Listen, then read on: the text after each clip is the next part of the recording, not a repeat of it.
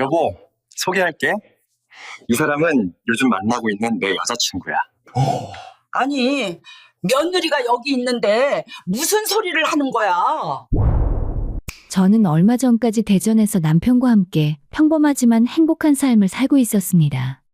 남편은 제 초등학교 동창이었어요. 어린 시절에 같은 반 친구로 만나서 중학교, 고등학교를 거치며 자연스럽게 연인이 되었고 7년이라는 긴 연애 끝에 결혼까지 이르렀죠. 우리 진짜 오래 만났네. 벌써 7년이야. 그러게. 우리가 친구로 지낸 기간까지 합치면 거의 20년 넘게 알고 지낸 거잖아. 결혼식 날 남편과 이런 대화를 나누며 웃었던 기억이 납니다. 서로를 너무 잘 아는 사이였기에 결혼 생활도 편안하고 자연스러웠어요. 다툼도 거의 없었고 서로의 습관이나 성격을 이미 다 알고 있었으니까요. 결혼 후 가장 감사했던 건 시댁 식구들이었습니다. 시어머니는 제가 상상했던 것보다 훨씬 더 따뜻하고 배려심 깊은 분이셨어요. 결혼 전 제가 명절 걱정을 하자 시어머니께서 웃으시며 말씀하셨죠. 아가, 우리 집은 제사 안 지내. 나도 며느리 시절 그게 제일 힘들었거든. 우리 집 며느리한테는 그런 거 안 시킬 거야. 시어머니는 저를 딸처럼 대해주셨고 명절에도 음식 준비를 거의 혼자 하시면서 며느리들은 편하게 쉬라고 하셨습니다. 시아버지도 조용하지만 따뜻한 분이셨고 동서와의 관계도 정말 좋았어요. 특히 손아래 동서는 저와 나이 차이도 많이 나지 않아서 친언니처럼 잘 지냈습니다. 형님, 우리 시댁 정말 좋은 것 같지 않아요? 제 친구들 얘기 들어보면 시댁 스트레스가 장난 아니라던데. 그러게, 나도 시집살이 각오했는데 오히려 어떨 때는 친정보다 더 편한 것 같아. 동서와 이런 대화를 나누며 제 결혼 생활에 감사했습니다. 시댁 식구들 모두가 서로를 존중하고 배려하는 분위기였거든요. 결혼 2년 차에 아이도 생겼습니다. 남편은 아이가 태어나자 더욱 다정해졌고 퇴근하면 먼저 아이를 안아주며 행복해했어요. 여보, 오늘도 고생 많았어. 육아가 진짜 힘들지? 괜찮아. 당신이 주말에 많이 도와주잖아. 우리 아내가 최고야. 정말 고마워. 남편은 자주 감사 인사를 했고 저도 이런 남편이 고마웠습니다. 주변 친구들에게도 결혼을 추천할 정도로 만족스러운 생활이었죠. 하지만 이 평온한 일상에 균열이 생기기 시작한 건 아이가 돌을 지난 무렵이었습니다. 시어머니께서 건강검진에서 자궁암 초기 판정을 받으신 거예요. 사실은 병원에서 암이라고 하더구나. 시어머니의 떨리는 목소리에 제 가슴도 철렁 내려앉았습니다. 저는 과거에 친정어머니를 암으로 잃은 아픈 기억이 있었거든요. 어머니, 초기라고 하셨죠? 빨리 치료 시작하면 괜찮을 거예요. 저도 옆에서 도울게요. 고맙다. 네가 있어서 얼마나 든든한지 몰라. 시어머니는 수술과 항암 치료를 시작하셨고 저는 친정어머니를 지키지 못한 죄책감 때문에라도 시어머니를 꼭 지켜야겠다고 다짐했습니다. 시어머니께서 항암 치료를 받으며 음식을 넘기기 힘들어 하시자 부드러운 음식을 직접 만들어 드렸고 병원 동행도 최대한 함께 했어요. 여보, 오늘도 병원 가는 거야? 요즘 너무 힘들어 보이는데. 괜찮아. 어머니가 혼자 가시는 것보다 내가 같이 가는 게 낫잖아. 그래도 너도 좀 쉬어야지. 육아도 하고 어머니 간병까지 하면 몸 상해. 처음에 남편도 걱정하며 이렇게 말했지만 시간이 지나면서 조금씩 태도가 달라지기 시작했습니다. 병원 동행을 부탁하면 귀찮은 표정을 짓거나 늦게 퇴근한다는 핑계로 피하는 일이 잦아졌죠. 내일 어머니 검사 결과 나오는 날인데 같이 가줄 수 있어? 아, 내일 회사에 중요한 미팅이 있어서 못 갈 것 같아. 미안. 그럼 다음 주 항암 치료 때는? 그것도 좀 어려울 것 같은데 요즘 회사 일이 진짜 많아. 남편의 말투에서 점점 성의가 사라지는 게 느껴졌습니다. 그뿐만 아니라 집에 있는 시간도 줄어들었어요. 퇴근 후에는 친구들을 만난다며 자주 외출했고 주말에도 골프나 술자리로 집을 비우는 일이 많아졌습니다. 여보, 요즘 너무 자주 나가는 거 아니야? 아이도 아빠 얼굴 보기 힘들어해. 내가 평소에 힘들게 일하는데 스트레스 좀 풀면 안 돼? 집에만 있으면 답답하잖아. 전에는 듣지 못했던 날카로운 말투였습니다. 그리고 어느 날부터는 제 외모에 대해서도 지적하기 시작했어요. 당신 요즘 좀 꾸미고 다녀. 어떻게 맨날 그 모습이야?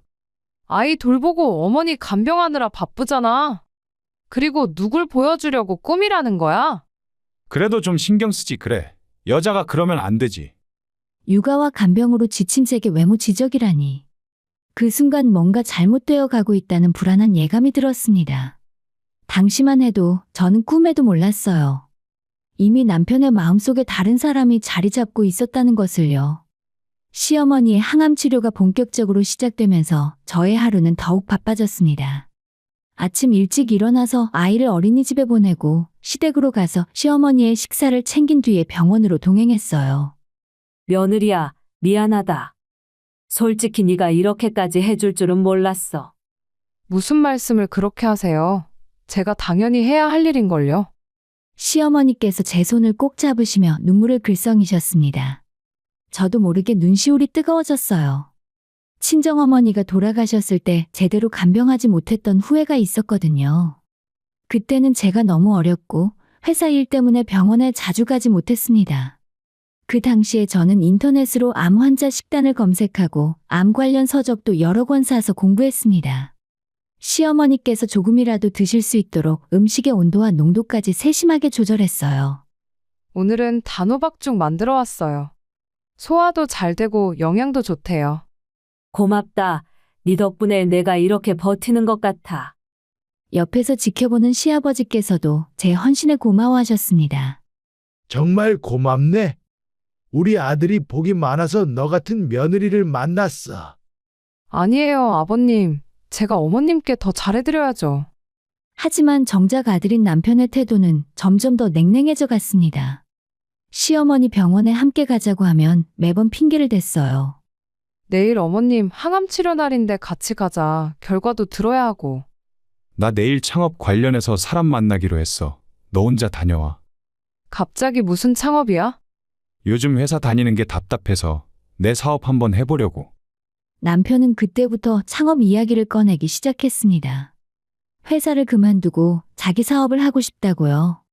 저는 시어머니 간병으로 바쁜 상황에서 남편이 직장을 그만둔다는 게 불안했지만 남편의 꿈을 막을 수는 없었습니다. 그러던 어느 날 남편이 정말로 회사에 사직서를 냈습니다. 여보, 나 오늘 퇴사했어. 뭐? 진짜로? 그럼 당장 수입이 없잖아. 괜찮아. 창업 준비하면서 아버지한테 좀 도움받으려고. 아버지가 사업자금 좀 대주신다고 하셨어. 한 8천만 원 정도? 저는 깜짝 놀랐습니다. 시어머니께서 투병 중이신데 시아버지께서 아들의 사업자금까지 대주신다니. 시댁의 배려가 너무 과한 게 아닌가 싶었어요. 여보, 그건 좀. 지금은 어머니 병원비도 많이 드실 텐데. 그건 당신이 걱정할 일이 아냐? 아버지가 알아서 하실 거지. 남편은 그렇게 말하고는 매일 밖으로 나돌기 시작했습니다. 창업 준비한다며 늦게 들어오는 날이 많아졌고 주말에도 집에 거의 없었어요. 한편 시어머니의 상태는 조금씩 나아지고 계셨습니다. 제가 정성껏 만든 음식을 드시고 함께 가벼운 산책도 다니면서 기력을 회복하셨죠.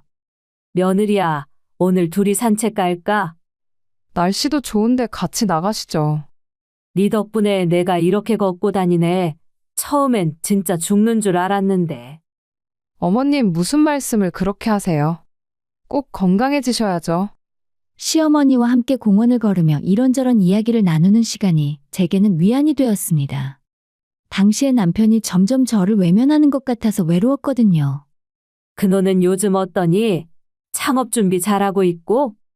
네, 바쁘게 돌아다니더라고요. 너무 바빠서 집에 소홀한 거 아니야? 미안하구나. 우리 며느리 혼자 다 떠맡게 해서. 아니에요, 괜찮아요. 하지만 괜찮지 않았습니다. 남편은 점점 더 저와 멀어지고 있었고 집에 있을 때도 휴대폰만 들여다보며 무언가 연락을 주고받았어요. 여보, 누구랑 연락해? 그냥 사업 관련해서. 요즘 너무 바쁜 거 아니야? 아이도 아빠 보고 싶어 하는데. 나도 어쩔 수 없잖아. 우리의 미래를 위해서 창업이 얼마나 중요한데. 남편의 말투는 날이 갈수록 퉁명스러워졌습니다. 그리고 제가 정성껏 차린 식사를 대충 먹거나 아예 안 먹고 나가는 일도 잦아졌어요. 저녁 차렸는데 먹고 나가. 나 약속 있어서 밖에서 먹을게. 또 밖에서 먹어. 왜 자꾸 일일이 간섭해? 답답하게. 남편은 현관문을 쾅 소리가 날 정도로 세게 닫고 나갔습니다. 저는 혼자 남겨진 식탁을 바라보며 눈물이 났어요. 무엇이 잘못된 걸까요? 제가 뭘 잘못한 걸까요? 시어머니 간병에 전념한 게 잘못인가요? 아이를 돌보느라 외모에 신경 쓰지 못한 게 문제인가요? 아니면 남편의 창업을 적극적으로 지지하지 않은 게 잘못인가요? 하지만 그 어떤 이유도 곧 밝혀질 충격적인 진실 앞에서는 아무 의미가 없었습니다. 남편의 변화에는 아예 다른 이유가 있었던 거예요. 그리고 그 진실을 알게 되는 날은 생각보다 빨리 찾아왔습니다. 그날은 유난히 비가 많이 내렸습니다. 아이를 어린이집에 데려다 주고 시댁으로 가려던 차에 저희 아파트 지하주차장이 침수되었다는 연락을 받았습니다. 급히 주차장으로 내려가 보니 지하 2층에 주차해놓은 제 차가 물에 잠겨 있었습니다. 아, 어떡하지? 다행히 남편 차는 무사했습니다. 저는 남편에게 연락했어요. 어머님 댁 가야 하는데 당신 차 써도 돼? 키는 내 방 책상 위에 있어. 남편은 출장 중이라 집에 없었습니다. 저는 남편 차를 가지고 시댁으로 향했어요. 그런데 신호대기 중에 뒤에서 오던 차가 제 차를 살짝 들이받았습니다. 다행히 큰 사고는 아니었지만 상대방 운전자가 블랙박스 확인을 요청했어요. 저는 블랙박스를 확인하기 위해 영상을 재생했습니다. 그리고 그 순간 제 세상이 무너졌습니다. 사고 영상을 찾으려고 이전 파일들을 넘기는데 남편이 여자와 함께 차에 타는 장면이 나왔어요. 처음엔 동료려니 했습니다. 하지만 다음 영상에서 그 여자는 남편의 손을 잡고 있었고 또 다른 영상에서는 남편이 그 여자와 포옹하는 모습이 찍혀 있었습니다. 숨이 턱하고 막혔습니다. 손이 떨려서 블랙박스 화면을 제대로 누르지도 못했어요. 상대방 운전자가 뭐라고 말하는 것 같았지만 귀에 들어오지 않았습니다. 저기 괜찮으세요? 안색이 안 좋으신데. 죄송해요. 잠깐만요. 저는 차에서 내려 길가에 주저앉았습니다. 그리고 참았던 것들이 한꺼번에 올라오며 그 자리에서 구토를 했어요. 지나가던 사람들이 놀라서 다가왔고 누군가는 119에 신고했습니다. 괜찮으세요? 어디 아프세요? 저는 고개를 저으며 괜찮다고 손짓했지만 결국 경찰과 구급대원이 도착했습니다. 상황을 정리하고 집으로 돌아왔을 때 저는 혼자 소파에 앉아서 남편의 블랙박스 영상을 처음부터 끝까지 다 확인했어요. 그 여자는 한두 번이 아니었어요. 수십 개의 파일에 몇 날 며칠에 걸쳐 반복적으로 등장했습니다. 남편과 손을 잡고 포옹하고 차 안에서 웃으며 이야기를 나누는 모습도 녹화되어 있었어요. 현실을 확인한 저는 허탈하게 웃음이 나왔습니다. 모든 게 거짓말이었던 거예요. 늦게 들어오는 것도, 주말에 나가는 것도, 저를 외면하는 것도 다 이유가 있었습니다. 남편의 출장이 끝나고 집에 돌아온 건 3일 뒤였고 그 3일 동안 저는 아무것도 못했어요. 밥도 제대로 못 먹고 잠도 못 자고 그저 블랙박스 영상만 반복해서 봤습니다. 다녀왔어. 현관문이 열리고 남편이 들어왔습니다. 평소와 똑같은 무덤덤한 목소리였어요. 저는 소파에 앉은 채로 남편을 바라봤습니다. 출장 잘 다녀왔어? 피곤하네. 씻고 올게. 잠깐. 저는 테이블 위에 놓아둔 휴대폰을 들어서 남편에게 보여줬습니다. 화면에는 남편이 그 여자와 키스하는 장면이 멈춰 있었어요. 이게 뭐야? 남편의 얼굴이 굳었습니다. 몇 초간의 침묵이 흘렀어요. 저는 목소리가 떨렸지만 최대한 침착하게 물었습니다. 설명 좀 해줄래? 이 여자는 누구고 너는 지금 뭘 하고 있는 거야? 아니, 그게 창업 준비 중이라며? 사업 관련 만남이라며? 이게 사업 관련 만남이야?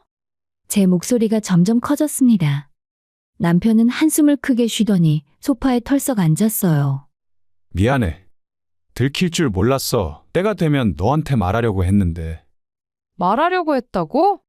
평생 숨기고 살려던 거 아니야? 아니, 진짜 말하려고 했어. 사실 나 그 사람 좋아해. 순간 귀를 의심했습니다. 싹싹 빌고 용서를 구해도 모자랄 판에 그 여자를 좋아한다고요? 뭐라고? 나도 어쩔 수 없었어. 그냥 그렇게 됐어. 그냥 그렇게 됐다고? 너 지금 정신이 있는 거야? 저는 소리를 질렀습니다. 평생 남편에게 소리 지른 적이 없었는데 그날은 참을 수가 없었어요. 우리 7년 사귀고 결혼했잖아. 아이도 있고. 어머니는 지금 투병 중이시고. 그런데 너는 이 상황에서 바람을 피워? 알아. 그래서 나도 미안해. 근데 마음은 어쩔 수 없잖아. 마음은 어쩔 수 없다고? 그럼 나는, 우리 아이는? 그래서 이혼하자. 그게 서로에게 나을 것 같아. 남편은 담담하게 말했습니다.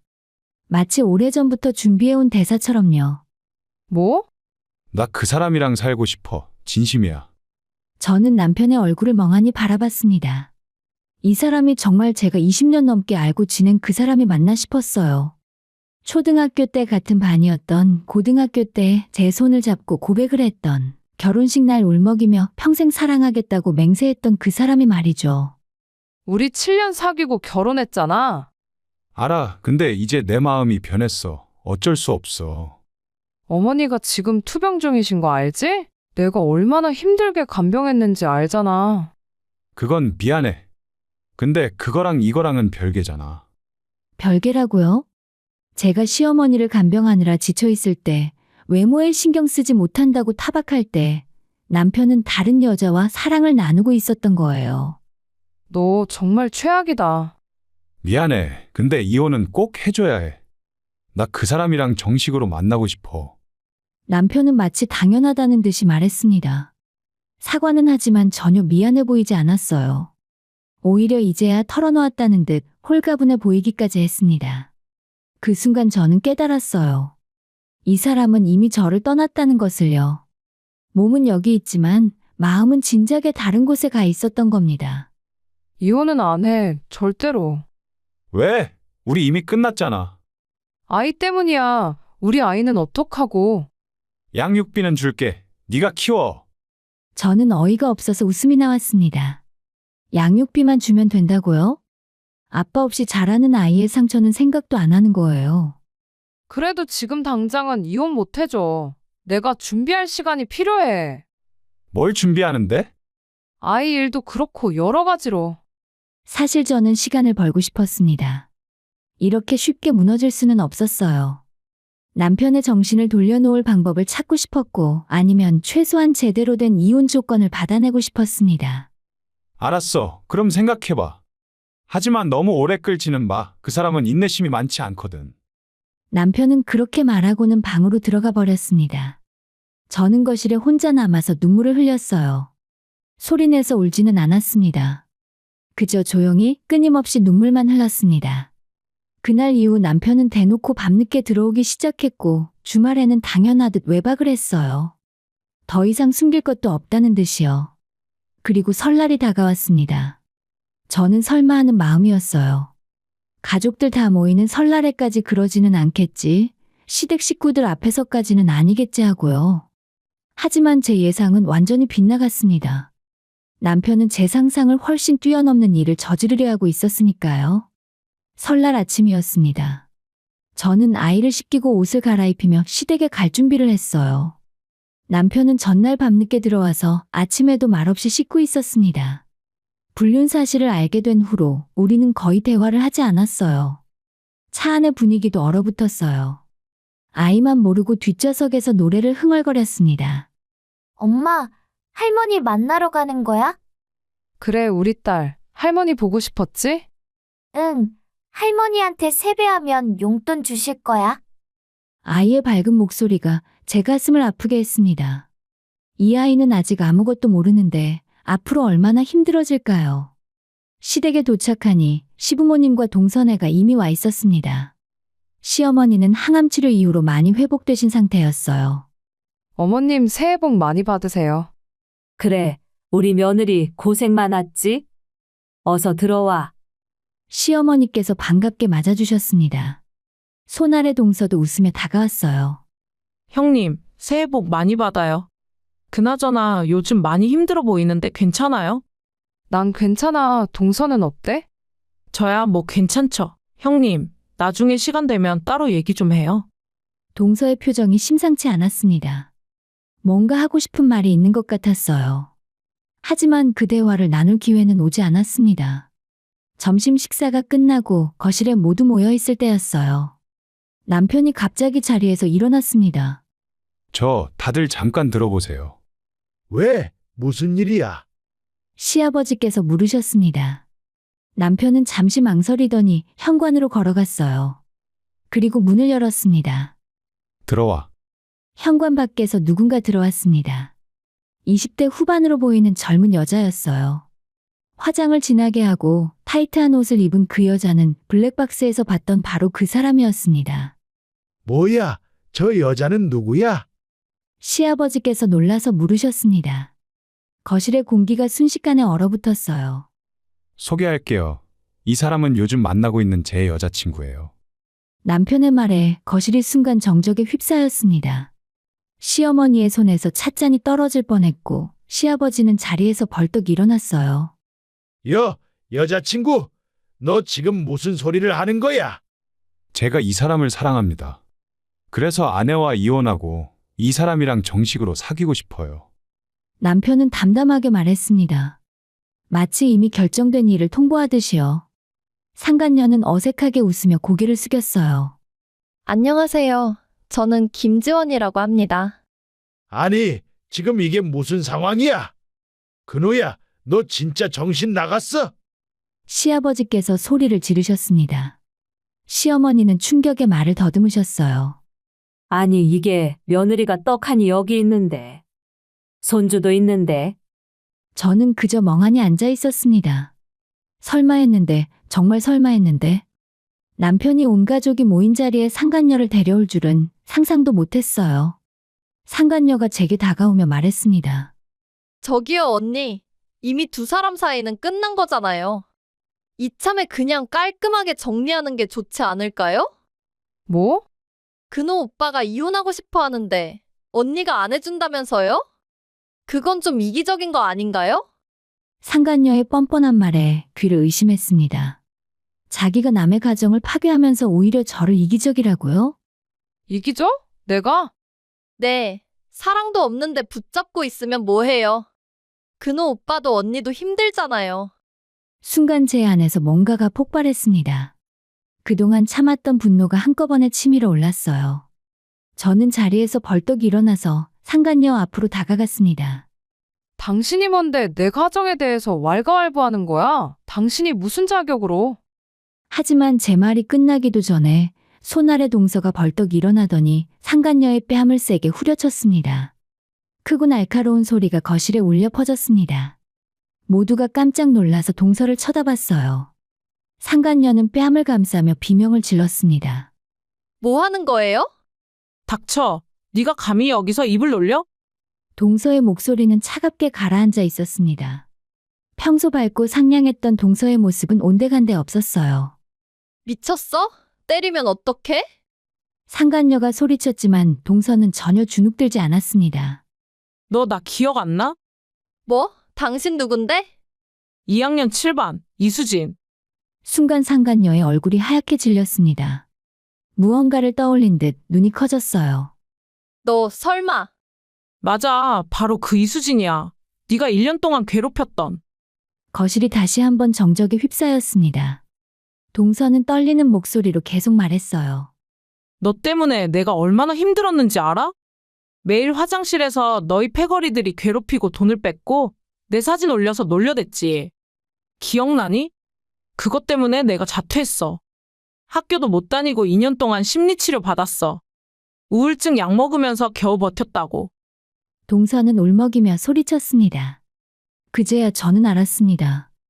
동서가 왜 대학을 늦게 갔는지, 왜 가끔 알 수 없는 불안감에 시달리는지. 아니 그게 그때는 어렸잖아. 그냥 장난이었어. 장난이라고? 동서가 다시 손을 들려고 하자 시아버지께서 말리셨습니다. 수진아, 진정해라. 나머지는 우리가 알아서 할게. 시아버지께서는 남편을 쏘아보셨습니다. 너 지금 정신이 있는 거냐? 학교 폭력 가해자를 데려와. 그것도 내 재수 씨를 괴롭혔던 사람을. 아버지, 저는 몰랐어요. 수진이 과거는. 몰랐다고? 사귀면서 그것도 몰랐어? 아니면 알고도 데려온 거야? 남편은 아무 말도 하지 못했습니다. 상간녀는 이제 울먹이며 남편의 팔을 잡았어요. 오빠, 나 집에 갈래. 여기 너무 무서워. 이봐요. 시어머니께서 차갑게 말씀하셨습니다. 항상 따뜻하시던 시어머니의 목소리가 처음으로 차가웠어요. 당장 내 집에서 나가. 그리고 다시 널씬도 하지 마. 엄마, 너도 나가 당장. 시어머니께서 남편을 가리키며 말씀하셨습니다. 엄마, 그게. 나가라고 했어. 내가 암투병하는 동안 며느리가 얼마나 고생했는데. 고마운 줄도 모르고 바람을 피워? 그것도 모자라서 명절에 여자를 데려와? 시어머니의 눈에서 눈물이 흘러내렸고 시아버지께서 남편의 멱살을 잡으셨어요. 너 같은 놈은 내 아들도 아니야. 당장 꺼져. 남편과 상간녀는 결국 시댁에서 쫓겨났습니다. 그리고 저는 그 광경을 멍하니 지켜볼 수밖에 없었어요. 거실에는 무거운 침묵만 남았습니다. 동서는 소파에 주저앉아 울고 있었고 시어머니께서 그런 동서를 안아주셨어요. 시아버지께서 제 옆에 앉으시며 말씀하셨습니다. 미안하다. 자식 잘못 키운 내 죄야. 차라리 이혼해. 우리가 도와줄게. 그놈하고는 끝내는 게 맞아. 저는 고개를 끄덕였습니다. 이제 더 이상 버틸 이유가 없었으니까요. 설날 이후 일주일 동안 저는 시댁에 머물렀습니다. 남편이 나간 집에 혼자 있기가 두려웠고 시어머니께서 저와 아이를 꼭 데리고 있으라고 하셨거든요. 동서도 저를 꼭 안아주며 위로해줬습니다. 형님, 우리 같이 있어요. 당분간 형님 혼자 두면 안 될 것 같아서요. 고마워, 수진아. 고마울 것 없어요.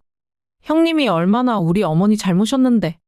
그런 형님한테 아주버님이 저런 짓을 하다니 저도 화나서 미치겠어요.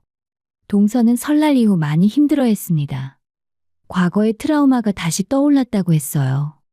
그래도 저를 위로하려고 애쓰는 모습이 기특하고 고마웠습니다. 남편에게서는 매일 전화와 문자가 왔어요. 여보, 우리 얘기 좀 하자. 일단 집으로 와. 우리 부모님도 너무 하시는 거 아니야? 내 말도 좀 들어줘야지.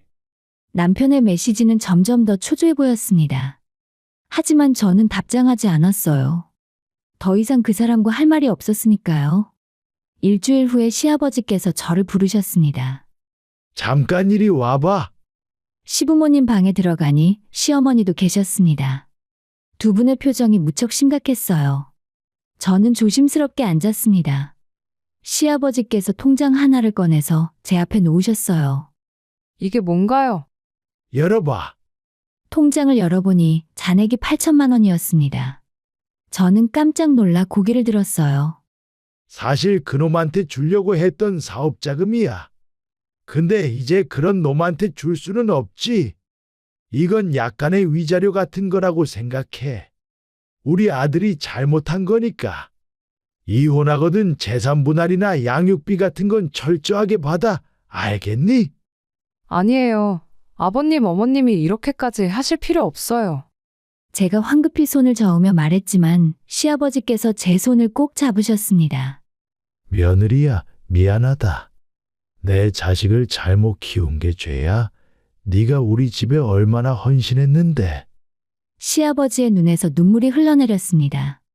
평생 눈물을 보인 적 없으신 분이었는데 이 돈 받아. 그리고 그놈이랑 이혼하고 아이랑 새 출발해. 앞으로도 우리가 계속 도와줄 테니까. 시어머니께서도 제 손을 잡으셨습니다. 우리는 네 편이야. 아들이 100번 잘못한 게 맞으니까 너는 아무 잘못 없어. 그놈하고 다시 합치려는 생각은 절대 하지 마. 한 번 배신한 놈은 또 배신해. 네, 저도 그럴 생각 없어요. 잘 생각했어. 우리 손주는 우리가 책임질게. 양육비도 걱정하지 마. 저는 참았던 눈물이 터져나왔습니다. 남편은 저를 배신했지만 시댁 식구들은 끝까지 저를 지켜주고 있었어요. 정말 고맙습니다. 고마울 것 없어. 이게 당연한 거야. 그날 저녁 남편이 시댁으로 찾아왔습니다. 초인종을 누르며 소리쳤어요. 아버지, 어머니, 문 좀 열어주세요. 시아버지께서 밖으로 나가셨습니다. 저는 거실에 남아 있었지만 대화 내용이 들렸어요. 제 말 좀 들어주세요. 들을 것 없어. 너 이제 내 아들 아니야. 아버지, 사업자금 주세요. 약속하셨잖아요.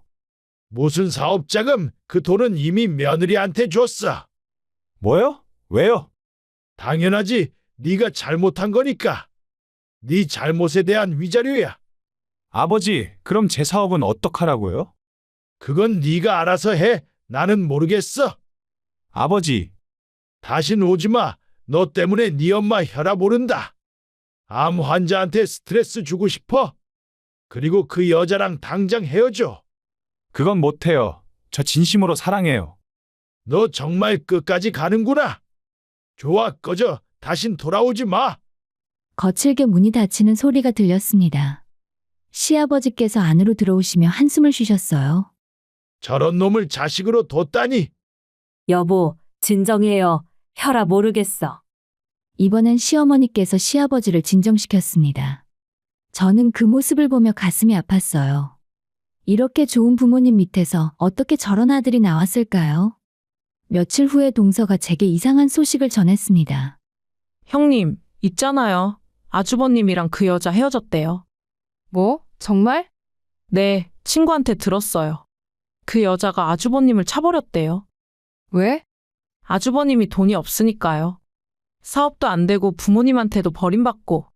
그 여자가 뭐하러 그런 남자랑 있겠어요. 동서는 씁쓸하게 웃었습니다. 저는 복잡한 기분이 들었습니다. 이제 와서 남편이 불쌍하다는 생각은 들지 않았어요. 자업자득이니까요. 하지만 한편으로는 허무하기도 했습니다. 저와 아이를 버리고 선택한 게 고작 그런 여자였다니. 형님, 아주버님이 다시 형님한테 용서 빌러올 것 같은데 절대 받아주지 마세요. 걱정 마. 그럴 생각 없으니까. 다행이에요. 진짜 한 번 배신한 사람은 또 배신해요. 동서의 말이 맞았습니다. 며칠 후에 남편에게서 전화가 왔어요. 여보, 나야. 우리 다시 한번 생각해보자. 내가 잘못했어. 정신이 나갔었어. 이제 와서? 여보, 제발. 내가 당신이랑 함께한 시간 그게 다 가짜였겠어? 내가 잠깐 정신을 잃었던 거야. 당신 정신 완전 멀쩡했어. 그 여자 사랑한다며? 그건 착각이었어. 진짜 사랑은 너야. 저는 허탈하게 웃었습니다. 그 여자가 당신 차버렸다며? 그래서 이제 나한테 돌아오는 거지? 누가 그런 소리를 한 거야? 사실이잖아. 돈 없으니까 그 여자가 떠난 거잖아. 우리 끝났어.